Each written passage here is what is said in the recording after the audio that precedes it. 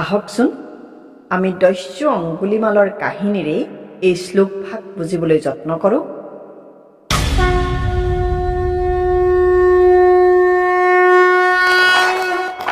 নমস্কাৰ, YouTube channel Gitartha কথনলৈ আপোনাক স্বাগতম জনাইছোঁ।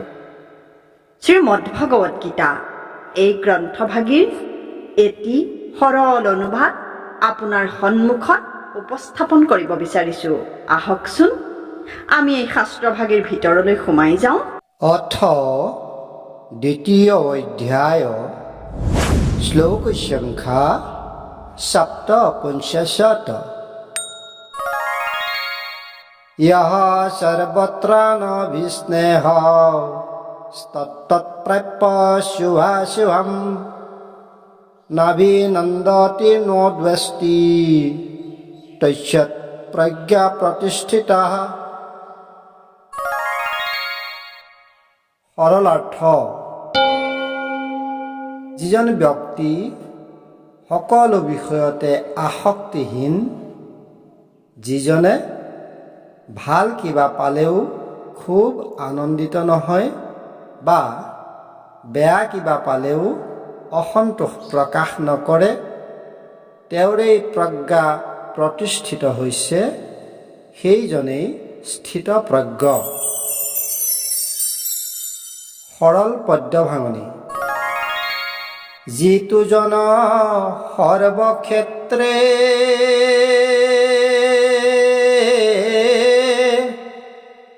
অনুৰাগ স্নেহ শূন্য,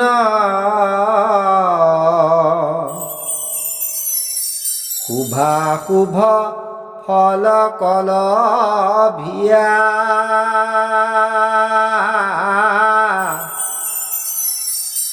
নোহে আনন্দিত নাহি,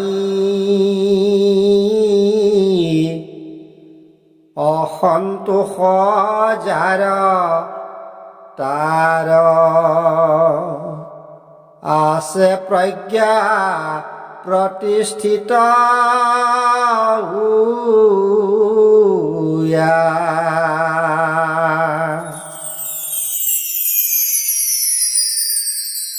এই শ্লোকভাগৰ ব্যৱহাৰিক অৰ্থ। দস্যু অঙ্গুলিমালৰ কথা। ৰত্নাকৰ দস্যুৰ দৰে এজন দস্যু, নাম অঙ্গুলিমাল। এওঁ মানুহ মাৰি আঙুলিবোৰ কাটি মালা পিন্ধে, সেইবাবে এওঁৰ নাম অঙ্গুলিমাল।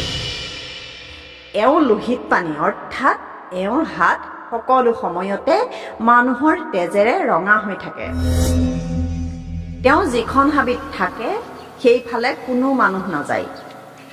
এদিন বুদ্ধদেৱ সেইফালে গৈ থকা দেখি মানুহবিলাকে চিঞৰি চিঞৰি তেওঁক সেইফালে যাবলৈ মানা কৰিলে। বুদ্ধই কাৰো কথা নুশুনি গৈয়ে থাকে।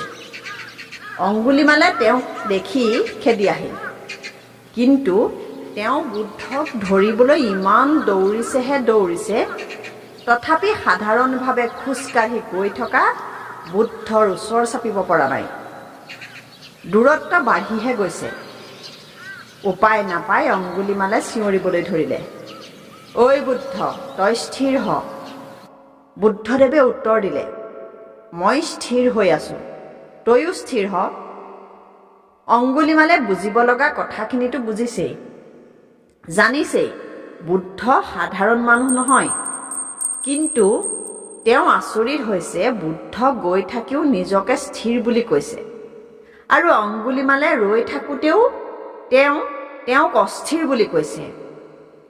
অঙ্গুলিমালে দস্যুবৃত্তি ত্যাগ কৰি বুদ্ধৰ শিষ্যত্ব লৈ অতি বিনীতভাৱে প্ৰশ্ন কৰিলে, প্ৰভু, আপুনি গৈ থাকিও নিজকে স্থিৰ বুলি কৈছে, আৰু মই ৰৈ থকা স্বত্তেও মোক অস্থিৰ বুলি কৈছে, ইয়াৰ কাৰণ কি? বুদ্ধই উত্তৰ দিলে, মই গৈ আছো যদিও মোৰ মনটো স্থিৰ, আনহাতে তই ৰৈ আছ যদিও তোৰ মনটো অস্থিৰ। স্থিৰ আৰু অস্থিৰ এই দুই শব্দৰে মই মনৰ কথাহে কৈছোঁ। সেই বুদ্ধই হ'ল প্ৰজ্ঞা প্ৰতিষ্ঠিত ব্যক্তি, আৰু অঙ্গুলিমাল হ'ল অস্থিৰ চিত্তৰ ব্যক্তি। অংগুলিমাল দস্যুবৃত্তি এৰি ভিক্ষাৰী হ'ল। ভিক্ষা কৰি ফুৰোতে এদিন গাঁৱৰ মানুহে তেওঁক চিনি পাই গালৈ চৰ ভেঁকুৰ গুৰ সোধোৱাৰ উপৰিও শিলগুটি, চপৰা, চেণ্ডেল, দা কুঠাৰ আদি দলিয়াবলৈ ধৰিলে। তেওঁৰ শৰীৰ তেজেৰে লুতুৰি পুতুৰি হ'ল। দৌৰি দৌৰি অংগুলিমাল আহি বুদ্ধৰ ওচৰ পালেহি। বুদ্ধই দেখিয়েই চিঞৰিবলৈ ধৰিলে, অংগুলিমাল, তুমি ধন্য হলা, তুমি ধন্য হলা।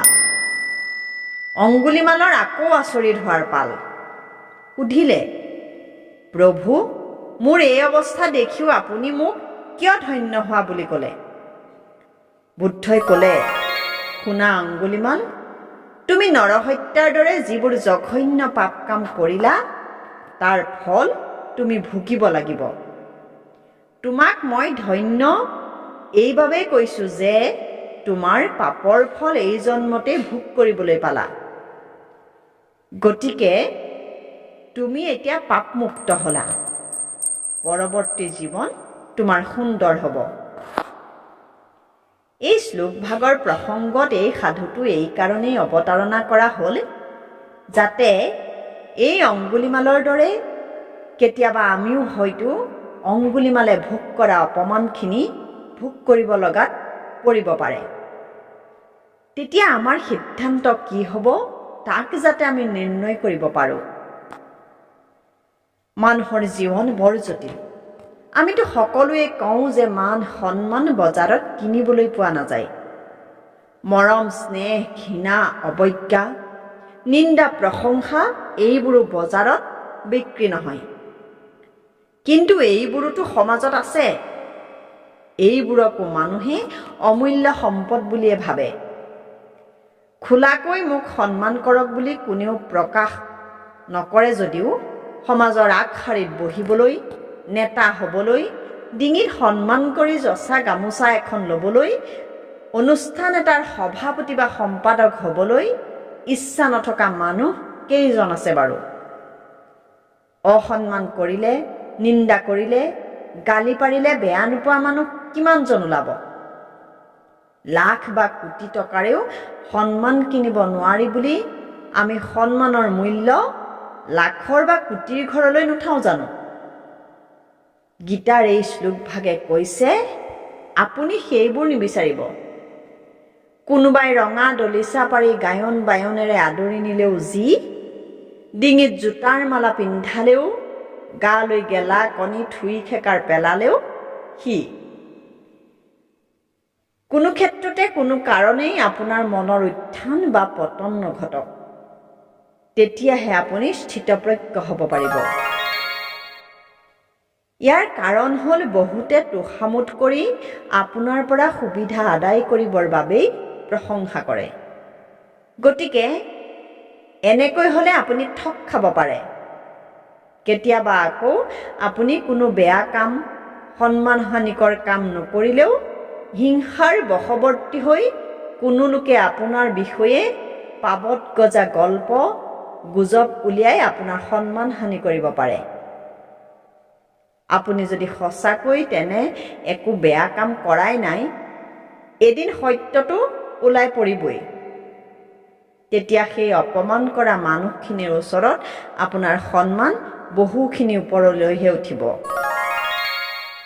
অৱশ্যে এইটো নকলেও হ'ব যে আপুনি জোতাৰ মালা পিন্ধিব লগা হ'লেও মনটো বেয়া নকৰিব বুলি কোৱাৰ অৰ্থ এইটো নহয় যে আপুনি জোতাৰ মালা পিন্ধিব লগা হোৱা বেয়া কামবোৰ কৰি ফুৰিব। নিজৰ ক্ষেত্ৰত আপুনি আপোনাৰ সন্মান ৰক্ষা কৰি চলিবলৈ সদায় সচেষ্ট হ'বই লাগিব। কিন্তু দুৰ্ভাগ্যজনকভাৱে আহি পৰা এনেকুৱা পৰিস্থিতিৰ কথাহে ইয়াত কোৱা হৈছে। গতিকে পিছৰ ভিডিঅ'সমূহ পাই থাকিবলৈ আমাৰ চেনেলটো ছাবস্ক্ৰাইব কৰি বেল বুটামটো টিপি থ'ব আৰু লাইক, কমেণ্ট, শ্বেয়াৰ কৰিবলৈ নাপাহৰিব। ধন্যবাদ।